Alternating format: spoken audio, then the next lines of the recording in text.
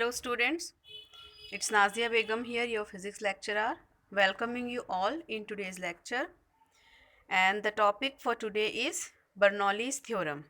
Okay, so before starting this theorem, let me remind you that we have already understood what is the equation of continuity, okay, as well as the various energies related to a fluid when it is flowing through a tube. So let me once show you that. So this is equation of continuity which we have discussed in previous video, and according to this equation the product of area and velocity is constant, where area is the area of cross section of the tube through which the liquid is flowing, and V is the velocity of the liquid which is flowing inside the tube. Okay, so cross section area of the tube and velocity of the liquid flowing, their product is always constant at each and every point of the tube. This is equation of continuity. After that, we have also discussed various energies which the liquid possesses when it is flowing through a tube. So here are that energies. Okay, the pressure energy here is PdV, and when we find pressure energy per unit volume, so we divide it by volume, and after that we get P only. Okay, so pressure energy per unit volume for a liquid when it is flowing through a tube is given by P. After that, we have already discussed kinetic energy and potential energy. So kinetic energy per unit volume we have got half rho v square, and potential energy per unit volume we have got rho g h. So these are the energies. Okay. Now let's start Bernoulli's theorem. So this theorem was derived by the Swiss physicist Daniel Bernoulli in 1738. It relates the pressure, flow speed and the height for the flow of an ideal fluid. Okay, so three main physical quantities here are pressure, flow of speed and height of the tube inside which the liquid is flowing. It states that for the streamlined flow of an ideal fluid, so what is an ideal fluid? An ideal fluid is one which is incompressible and non-viscous. That means no friction is there, so that the liquid can flow smoothly, and it is incompressible. That means when the pressure changes, there is no effect on its density. Okay, so it states that for the streamlined flow of an ideal fluid, the sum of the pressure energy, the kinetic energy and the potential energy per unit volume of the fluid remains constant along a streamline.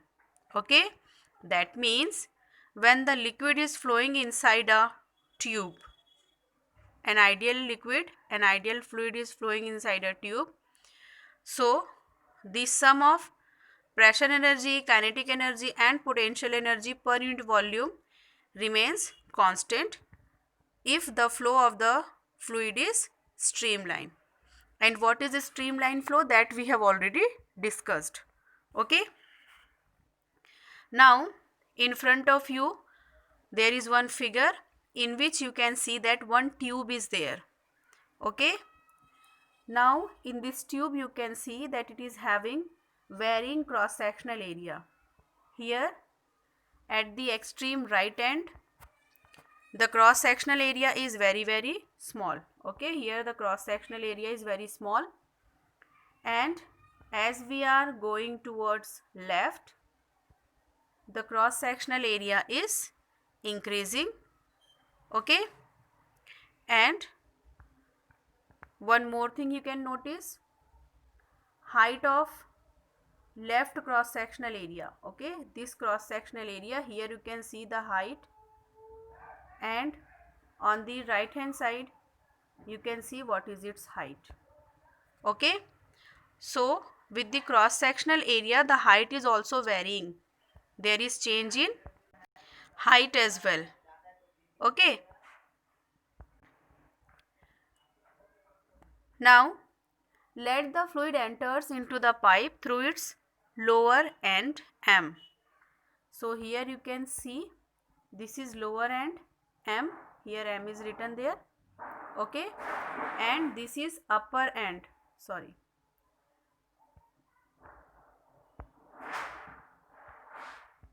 this one is upper end, which is shown by N. So first let's see what labeling is there. So for the lower end M, the cross sectional area is A1 and the pressure on liquid here is P1 and the velocity of liquid is V1. At the upper end N, the cross sectional area is A2, velocity of the fluid is V2, pressure on the fluid is P2. Okay, so let the fluid enters into the pipe through its lower end M of area of cross section A1 under pressure P1. Now it is very clear that when here at the lower end the cross sectional area is more in comparison with the upper end. Okay, so because the cross sectional area is more, that's why the pressure here will be less in comparison with the upper end. Okay, so on the lower end here the area is more, pressure is less, so the velocity of liquid will be less. Okay, from the equation of continuity we know that A into V equals to constant. Okay, the product of area and velocity is constant. So if the value of area will increase, so obviously the value of velocity will decrease, so as it will maintain its value. A into V should be constant na. So if, see, there is multiplication of two quantities and the multiplication, the product should be constant. So if one quantity is increasing, the value of one quantity is increasing, so obviously the value of second quantity should decrease so as to maintain the value. Okay, so at the lower end, if the area, okay, if the cross sectional area increases, so the value of velocity should decrease. Similarly, on the upper end, the cross sectional area is small, that's why there the value of velocity will increase so that it will maintain the constant value of product of area and velocity. I hope this logical point is clear to you. Okay, so as the area will increase, velocity will decrease. When the area will decrease, velocity will increase. So with velocity, one more thing we will see. At the lower end, because area is more, that's why velocity is less. So for a given time t, okay, or for any given time, for a one particular time interval, suppose the water travels from here to here. So you can see how much distance the water or the liquid, whatever liquid is filled inside, that liquid has traveled only this much distance, which is shown by del x1. Okay, but on the right hand side end, okay, extreme right hand end, because here the cross sectional area is less and velocity is more, and because velocity is more, that's why the liquid will travel a little bit more distance. Is it clear to you? Okay, on the lower end, the distance traveled is del x1. On the upper end, the distance traveled is del x2. Okay, del x2 is more than del x1 because v2 is more than v1 and velocity is more. That's why the total distance covered on the upper end will be more in comparison with the total distance covered at lower end. Okay, I hope you all have understood these technical points. Okay, then you can see the height also changes there. For lower end the height is h1, for upper end the height is h2. Okay, so all the technical things we have discussed here. Now let's move to the derivation part. Okay, let del V be the volume of the fluid that enters into the pipe in time del t. Okay, now what is volume? Volume equals to whatever amount of liquid is, whatever area that liquid is, area not, whatever volume the liquid is covering inside the pipe. Okay, the amount of that volume is del V. Okay, the mass of the fluid that passes through the pipe in the same time. Now mass is given by density into volume. So the mass of the liquid which enters the pipe or which flow inside the pipe in time del t is given by del m equals to rho del V. This is the mass, where rho is the density of the fluid. Okay, now work done on the fluid at the lower end m. Okay, at the lower end how much work is done? Work W equals to force into distance and force equals to pressure into area. Force equals to pressure into area. So when we put that value here, okay, here in this equation you can see we have written W equals to P1 A1 del x1, where P1 is pressure, A1 is area and del x1 is the distance travelled at the lower end. Okay, then we know that A1 into del x1, area into distance equals to volume. So here W1 equals to, we have got P1 del V. Okay. Similarly, the work done by the liquid at the upper end N. Okay. At the upper end what work will be there? Okay. In the similar manner as W1, we will derive the value for W2. Okay. For W2 it is minus P2A2 del x2 equals to minus P2 del V. Okay.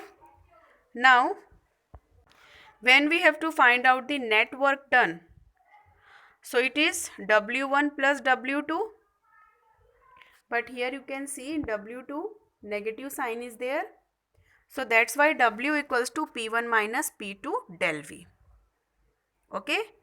When we do the addition of W1 and W2, so del V is common there.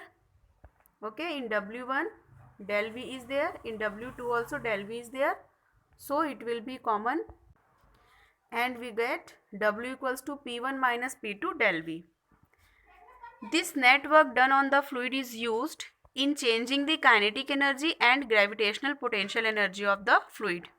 See, whenever any work is done on any fluid, that work changes the energy inside the fluid, means the form of energy inside the fluid. Okay, so whatever work W we have done here, that work will change the kinetic energy as well as the gravitational potential energy of the fluid. Okay, now suppose at the lower end the kinetic energy, the velocity is v1, at the upper end the velocity is v2. The mass flowing through both the end will be same, because same amount of liquid is, and whatever amount of liquid is entering at the lower end, the same amount of liquid will exit on the upper end. So the mass of the liquid will be same for both the ends. Okay, so when we have to find out the change in kinetic energy, it will be the kinetic energy of the upper end minus the kinetic energy of the lower end. So For upper end we are having half del m v2 square, and for the lower end we are having half del m v1 square. So this is the total change in kinetic energy. After that, we also have to find out the change in gravitational potential energy. So that we have find out here. Okay. Del m is again same. G, gravitational acceleration. Okay. It is same for both the cross-sectional area, but there is change in height. The lower end is at height h1, the upper end is at height h2. So when we have to find out the change in gravitational potential energy, it will be the total potential energy at the upper end minus the total potential energy at the lower end. So here we have del PE, that is change in potential energy, equals to del mgh2 minus del mgh1. Okay. From the work energy theorem, whatever work we have done on the fluid will be equals to the sum of kinetic energy, change in kinetic energy and change in potential energy. Okay. So when we put all those values here, so here we are getting this equation. Okay. Now when we put del m as common, so this equation takes this form.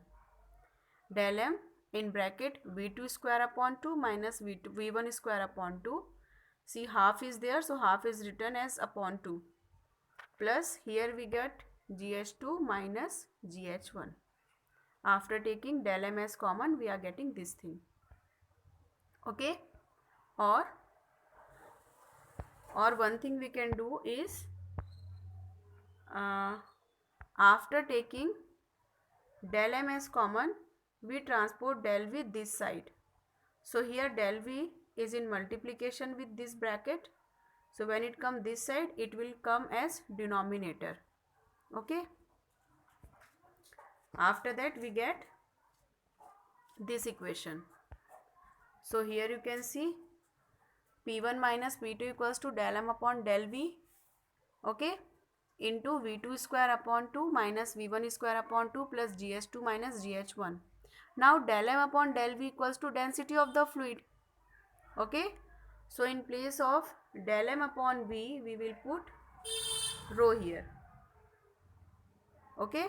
After putting the rho and multiplying it inside the bracket, we get this line.